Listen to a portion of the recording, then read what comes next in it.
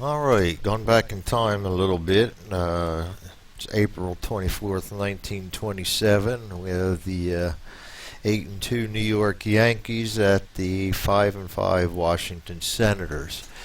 I'm going to go through setup and everything on this one. I'll be using my dead ball era helper, which instead of using the standard swing and miss stuff check on warm-ups, it uses the the K rate times 2 because of the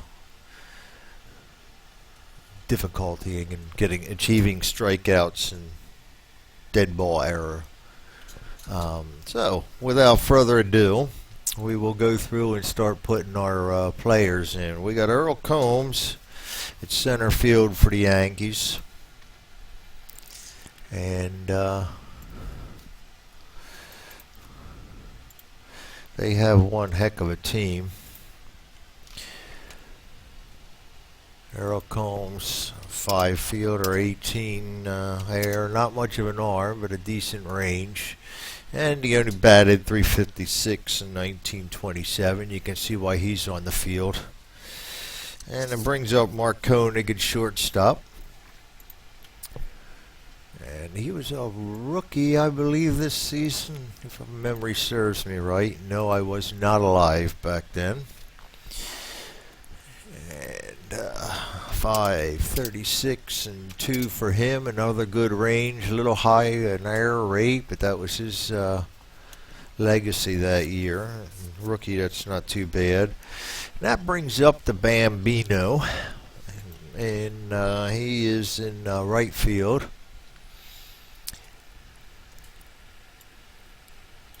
He has one nasty card. And George is also a 5 range with a 6 arm. He batted .356 also, and he put a few more out of the park than Earl Combs did. And you can see he's got some tremendous men on base numbers. Followed by Lou Gehrig at first base. Yes, this is Murderer's Row.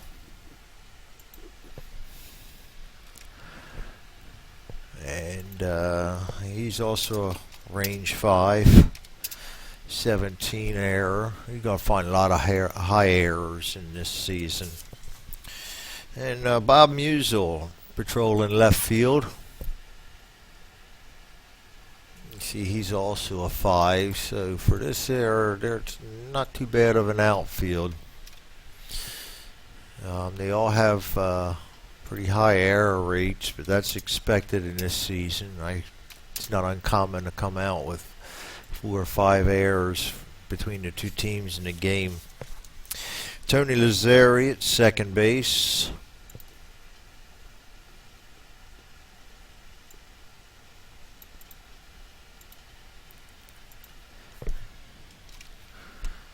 And he's their first slacker. He's only a 3 rate.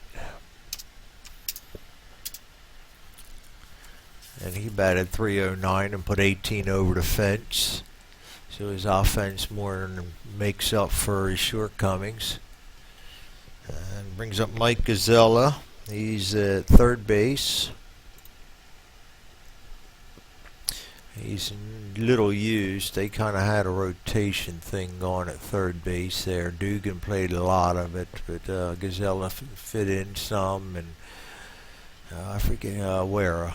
He played a few, and they didn't have a steady. I guess Dugan's about as steady as you're going to get at that position for them. Every team's got to have a little shortcoming. Gazzella's also a 3. A little below average, but still not that bad. And that'll bring up old faithful Pat Collins at catcher. Sorry, I'm making noise for you.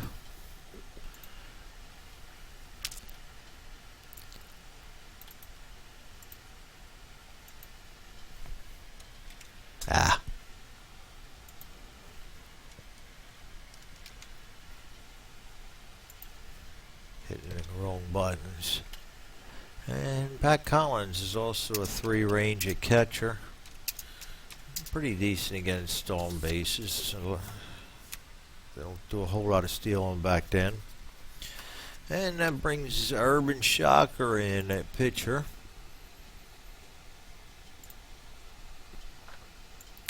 And according to my ball stat, he is 2-0 with a .50 earned run average. Not too shabby to start the season. He's a 5 range.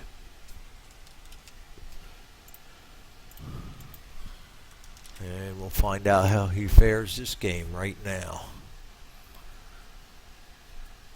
And he's going to be a controlled 10, so he's going to be strong again.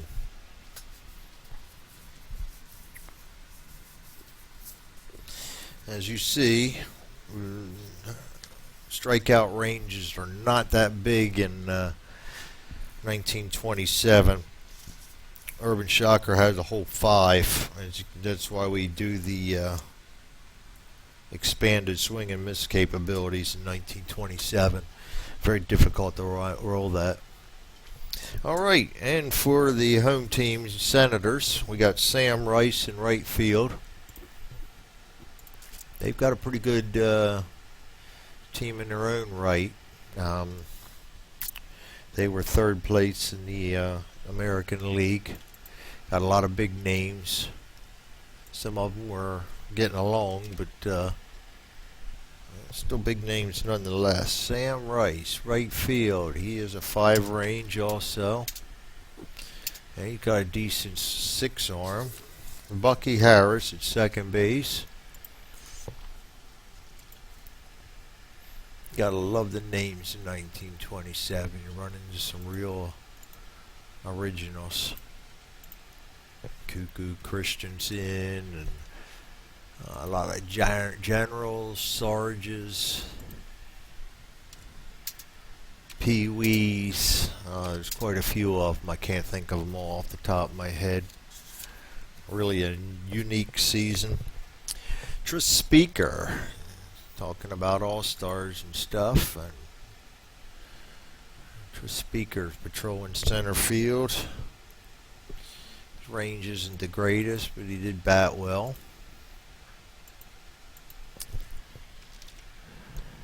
He's average with 4. Decent 6 arm. Goose Goslin, another biggie, patrolling left field.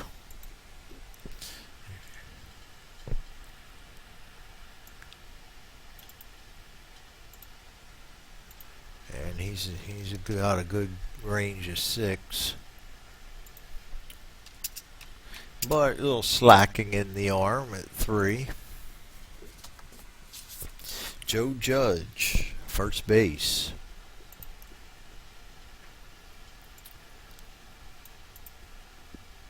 He's pretty good on the error department.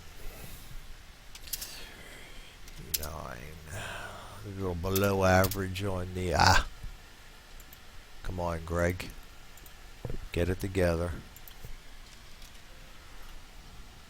Get a little ahead of myself there.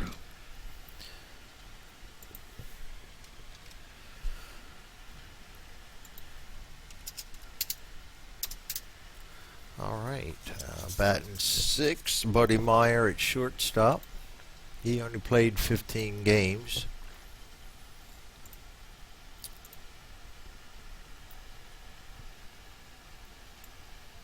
For the Senators.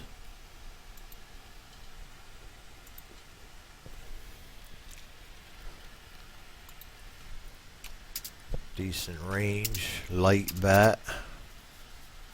You also notice that the home runs are not huge in this season, and take away the Yankees anyway. So far the big one here, the Senators, is Goose Goslin with 13. Ossie Blues will play third base. I'm sure you've heard plenty of these names. These are some of the bigger names of the era. And he's actually pretty good range and error rate for a third baseman in any era.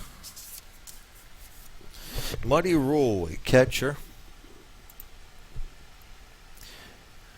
Caught a lot of games, 124 starts. Remember, they only had 153 or 4 games in. 54, I believe it was. He's a 6 catcher and pretty darn good at catching stealers too. Not that many people will attempt them. And in the bullpen warming up is Sloppy Thurston. There's another one of those names I was telling you about. Sloppy Thurston, according to my ball stat, is 1-1 with a 7.24 ERA, and you don't really want to play the Yankees with that high in ERA because it can almost guarantee it's not going to come down. And let's see what this day does for him.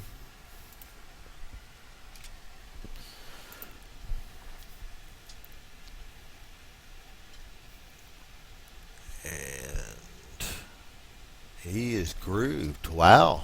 Well, somebody might be able to handle the Yankees. His groove numbers are pretty good. They're about what normal pitchers will have on a average day, so it probably will save him some aggravation. He's one of those pitchers that gave up a lot of hits and somehow managed to keep his earned run average down. My best guess is either his team gave up a lot of errors and thus the runs were unearned. And he also has a control -1 on a normal basis. That helps keep the walks down. You could have kept it down that way. So there's our starting lineups, and I will pause real quick so I can post this pregame, and then we will roll.